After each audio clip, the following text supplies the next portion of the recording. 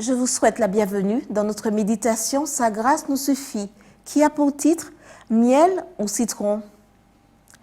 J'exhorte donc en tout premier lieu à faire des requêtes, prières, intercessions, actions de grâce pour tous les hommes. 1 Timothée 2, verset 1.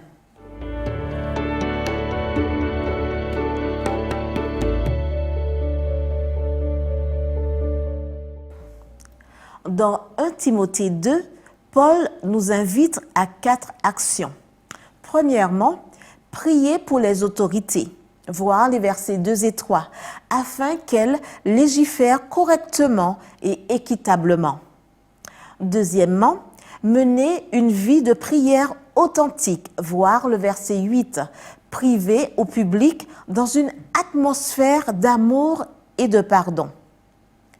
Troisièmement, avoir bon goût, être équilibré et discret, voir les versets 9 à 14, car ce sont des éléments essentiels d'une vie guidée par les principes bibliques, même dans sa façon de s'habiller.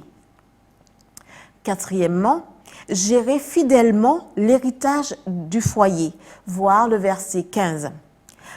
Dieu a accordé un grand honneur aux femmes en leur confiant le don de la maternité. Non seulement la femme sera considérée comme bénie par son mari et ses enfants, mais elle recevra également l'approbation du Seigneur. Dieu récompense sur cette terre et dans l'éternité les mères qui ont interrompu leur carrière et retardé leur développement économique ou professionnel pour élever leurs enfants. Petrolina est une municipalité de l'État de Pernambuco au Brésil. C'est une région de vignobles.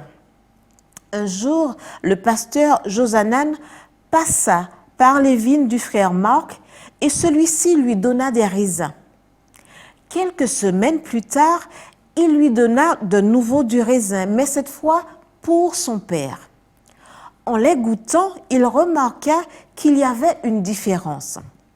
Les premiers étaient plus acides, tandis que les seconds étaient très sucrés. Pourquoi? Très simple, ils étaient restés plus longtemps sur le pied.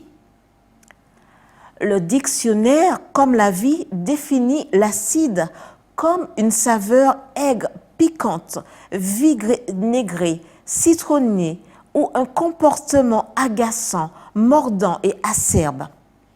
Et en définissant le sucré comme un goût agréable, plutôt doux au palais, comme le miel ou le sucre. Cette différence est due à quoi? Plus de temps sur le pied de la vigne, plus de temps à écouter Dieu par sa parole, plus de temps à parler à Dieu par la prière, plus de temps à produire de bons fruits.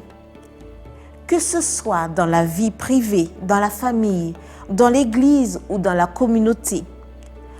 Le secret pour avoir une vie douce est de passer plus de temps aux pieds de Jésus.